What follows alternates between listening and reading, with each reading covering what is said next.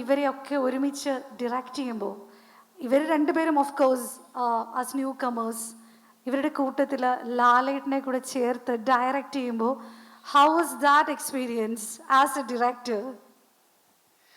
അതൊക്കെ പതുക്കെ പറയാം. നമസ്കാരം. എനിക്ക് ജിത്തു ചേട്ടനോടാണ് പറയാനുള്ളത്. ജിത്തു ചേട്ടൻ പറഞ്ഞു 9 വർഷം മുമ്പ് പുള്ളിക്ക് ഭയങ്കര ടെൻഷൻ ഉണ്ടായിരുന്നു എന്ന് പറഞ്ഞിട്ട് അടുത്ത ലുക്ക് എനിക്ക് തന്നത്. അത് ഞാനവിടെ പടപടാന്ന് അടിച്ചിട്ടാണ് നിൽക്കുന്നത്. ഞാൻ അഭിനയിക്കുകയാണ് ടെൻഷൻ ഇല്ലാത്ത പോലെ. കാരണം ഇത്രയും വലിയ എന്താ പറയുക, അഭിനയം എന്താണെന്ന് പോലും അറിയാത്ത കാലത്ത് പോലും നമുക്ക് സിനിമ ഇഷ്ടപ്പെടുത്തിയ ലാൽ സാറിൻ്റെ മകള് വരുന്ന ആദ്യ സിനിമ. അപ്പോൾ ആ സിനിമയിൽ എന്ത് സംഭവിച്ചാലും അതിൻ്റെ പൂർണ്ണ ഉത്തരവാദിത്വം എൻ്റെ തലയിലായിരിക്കും. അതിപ്പോഴും ഞാൻ അംഗീകരിക്കുന്നു. ഇതിന് എന്ത് സംഭവിച്ചാലും എല്ലാ ഉത്തരവാദിത്വം ഞാൻ തന്നെയാണ്. പക്ഷേ എനിക്കിപ്പോഴും പറയാനുള്ളത്, ആദ്യ സിനിമയാണെന്നുള്ള യാതൊരു ഇൻഹിബിഷൻസും ഇല്ലാതെയാണ് മായ ചെയ്തത്. മായയായാലും ആശിഷായാലും രണ്ടുപേരും. പിന്നെ നിങ്ങൾ ചോദിച്ച ചോദ്യത്തിന് ഉത്തരം പറയുകയാണെങ്കിൽ മനോജ് ചേട്ടനായാലും സായി ചേട്ടനായാലും ജാഫർക്ക് ഉണ്ട് ഈ പടത്തിൽ. ഒരുപാട് ഞങ്ങൾ ശരിക്കും ഒരു നൈറ്റ് ഷൂട്ടായിരുന്നു കൂടുതലും. പക്ഷേ ഞങ്ങൾ സായി ചേട്ടനും മനോജ് ചേട്ടനും ജാഫർക്കും ഞങ്ങൾക്ക് അവിടെ കോമഡിയൊക്കെ അടിച്ച്, മായ മാത്രം അവിടെ ഡയലോഗ് പറയാൻ ഇങ്ങനെ ടെൻഷൻ അടിച്ച് നിൽക്കുന്നുണ്ടാവും. ഞങ്ങളൊക്കെ അവിടെ എൻജോയ് ചെയ്ത്. പക്ഷേ മായയുടെ മുമ്പിൽ നമ്മൾ ടെൻഷൻ ഇല്ലാത്തപോലെ അഭിനയിക്കുമായിരുന്നു. പക്ഷേ ഭയങ്കര രസമായിരുന്നു. ചേച്ചി ഉണ്ടായിരുന്നു ഫുൾ ടൈം. ആനന്ദചേട്ടനും ഉണ്ടായിരുന്നു. എനിക്ക് തോന്നുന്നു ആനന്ദചേട്ടൻ ഒരു പടത്തിൻ്റെ കൂടെ ഷൂട്ടിങ്ങിന് ഇത്രയും ദിവസം വരുന്നത് ആദ്യമായിട്ടാണെന്ന് എനിക്ക് തോന്നുന്നു. കാരണം ആനന്ദചേട്ടൻ അങ്ങനെ എന്നോട് പറഞ്ഞു, ഞാനിങ്ങനെ ലൊക്കേഷനിലൊന്നും പോകാറില്ല, പക്ഷേ ഇവിടെ വന്നൊക്കെ തമാശയൊക്കെ പറഞ്ഞിരിക്കാമെന്ന് പറഞ്ഞു. ഒരു ഫാമിലി ട്രിപ്പ് പോയ പോലെയായിരുന്നു. പിന്നെ ഒന്നാമത്തെ നമ്മുടെ ലൊക്കേഷൻ കുട്ടിക്കാനമായിരുന്നു. അപ്പോൾ അവിടെ ഒരു വെക്കേഷൻ പോകുന്നൊരു കാലാവസ്ഥയും ഒക്കെ ആയിരുന്നു. നല്ലൊരു അനുഭവമായിരുന്നു. പക്ഷേ എനിക്ക് പറയാനുള്ളത്, എനിക്ക് ഈ പറഞ്ഞ പോലെ മലയാള സിനിമയിൽ ഒരുപാട് സംവിധായകരുണ്ട്. അത് കഴിവ് തെളിയിച്ച എത്രയോ പേരുണ്ട്. അത് പ്രത്യേകിച്ച് ലാൽ സാറിൻ്റെ പടങ്ങൾ ചെയ്ത ഒരുപാട് പേരുണ്ട്. ആശീർവാദിൻ്റെ സിനിമകൾ ചെയ്ത ഒരുപാട് പേരുണ്ട്. പക്ഷേ എന്തോ ദൈവം എനിക്ക് വേണ്ടിയിട്ടാണ് ഈ സിനിമ നോക്കി വെച്ചിരുന്നത്. എനിക്കൊരു യോഗമായി ഞാൻ കാണുന്നു. കാരണം മായയെപ്പോലെ ഒരു ആർട്ടിസ്റ്റ്, ഞാൻ ഇന്നും അവരോട് പറഞ്ഞതാണ്. അതായത് മായയ്ക്ക് ഒറ്റ ടെൻഷനേ ഉള്ളൂ, മലയാളം ഭാഷ. ആ ഒരു പ്രശ്നമേ ഉള്ളൂ. പക്ഷേ മലയാളം ഭാഷ എന്ന് പറഞ്ഞാൽ ഈസി ആയിട്ട് ആർക്കും പഠിക്കാവുന്നൊരു ഭാഷയേ ഉള്ളൂ. മായയ്ക്ക് അറിയാം മലയാളം. പക്ഷേ മായ അതിൽ ഒരു കമാൻഡിങ് പവർ കിട്ടുവാണെങ്കിൽ മലയാള സിനിമ കണ്ട ഒരുപാട് നല്ല മികച്ച നടിമാരുടെ ലിസ്റ്റിൽ ടോപ്പ് ലിസ്റ്റിൽ വരുന്ന ഒരു ആർട്ടിസ്റ്റാണ് മായ.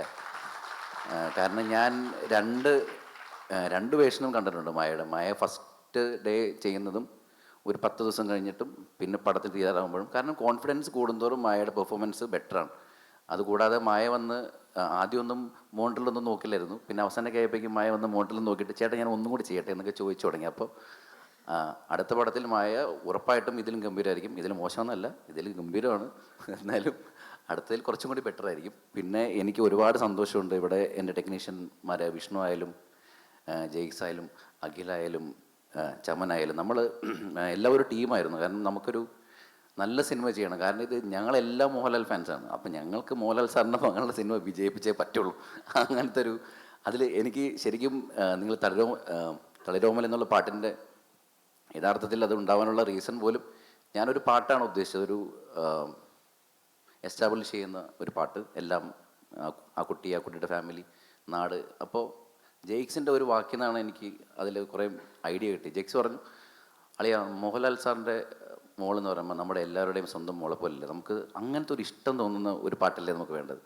അപ്പോഴാണ് എനിക്ക് കുറേ വിഷ്വൽസ് വന്നത്. ആഹാ കൊള്ളാമെന്ന് പറഞ്ഞപ്പോൾ പിന്നെ ജെയ്ക്സിൻ്റെ ആയാലും വിഷ്ണുവിൻ്റെ ആയാലും ചമൻ്റെ ആയാലും അഖിലിൻ്റെ ആയാലും ഈ പടത്തിൽ വർക്ക് ചെയ്ത എല്ലാവരുടെയും ടെക്നീഷ്യൻസിൻ്റെ ഭാഗത്തു നിന്നായാലും ഇൻപുട്സ് ഉണ്ടായിരുന്നു. അതെല്ലാം വളരെ പോസിറ്റീവായിട്ടുള്ള കാര്യങ്ങളായിരുന്നു. അത് ചേച്ചിയുടെ ഭാഗത്തു നിന്നാണ് ഏറ്റവും കൂടുതൽ എനിക്ക് ബിഗിനിങ് സ്റ്റേജിൽ കിട്ടിയത്. കാരണം ഈ സിനിമയുടെ തിരക്കഥയിൽ വളരെയധികം ഞങ്ങൾ ഹെൽപ്പ് ചെയ്തിട്ടുണ്ട്. പുതിയ 2 പേരാണ് ഞങ്ങളെ ഹെൽപ്പ് ചെയ്തിട്ടുണ്ട്. ആനന്ദ് ചേട്ടൻ്റെ ഒരുപാട് ഇൻപുട്സ് ഉണ്ടായിട്ടുണ്ട്.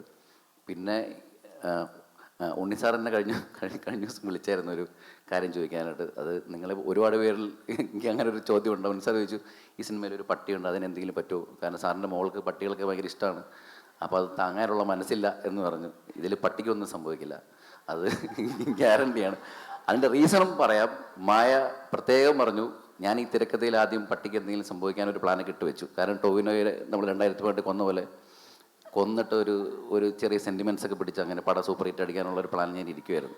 അപ്പോൾ മായ പറഞ്ഞു ചേട്ടാ പട്ടിയൊന്നും ചെയ്യരുത്, പാവം പട്ടിയാണ്, സിനിമയിൽ പോലും ഒരു പട്ടിക്കൊന്നും സംഭവിക്കരുത് ആഗ്രഹിക്കുന്ന ഒരു കുട്ടിയാണ് മായ, അതുകൊണ്ട് പട്ടി സേഫാണ്, വേറെ ചില ആൾക്കാർക്ക് ചിലതൊക്കെ സംഭവിക്കാൻ സാധ്യതയുണ്ട്.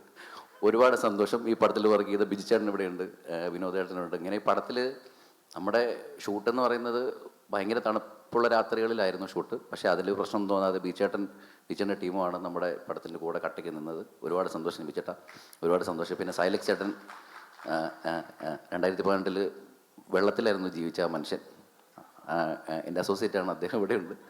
പിന്നെ എൻ്റെ അസിസ്റ്റൻ്റ് ഡയറക്ടർമാർ വന്നിട്ടുണ്ട്, എൻ്റെ ഫുൾ ടീം ഇവിടെയുണ്ട്. എനിക്ക് എല്ലാവരോടും പേഴ്സണലി നന്ദി പറയണമെന്നുണ്ട്. അത് സിനിമ റിലീസ് ചെയ്തിട്ട് പറയാതിരിക്കുമായിരുന്നു, എന്നാലും കണ്ട സ്ഥിതിക്ക് പറഞ്ഞതേ ഉള്ളൂ. അല്ല, ഒരുപാട് സന്തോഷം. ഏറ്റവും അധികം ഞാൻ കടപ്പെട്ടിരിക്കുന്നത്, ഞാൻ ലാൽ സാർ പടം കാണുമ്പോൾ ലാൽ സാറിന് വേണ്ടി ഞാനൊരു കാർഡ് ഞാൻ വെച്ചിട്ടുണ്ട്. പടം കാണുമ്പോൾ ഒരു കാർഡ് ഞാൻ വെച്ചിട്ടുണ്ട്, അത് അതിൽ ഞാൻ എഴുതിയിട്ടുണ്ടത്. പിന്നെ ഇന്ന് ഇവിടെ വന്ന എല്ലാവർക്കും, മീഡിയ സുഹൃത്തുക്കൾക്കും, എല്ലാ കൂട്ടുകാർക്കും, എന്താ പറയുക, സിനിമ ഇഷ്ടപ്പെടുന്ന എല്ലാവർക്കും നന്ദി. ഈ സിനിമ ഭയങ്കര സംഭവമാണെന്നൊക്കെ എല്ലാവരും പറയും, അങ്ങനെയൊന്നുമില്ല. ഇതൊരു ചെറിയ സിനിമയാണ്.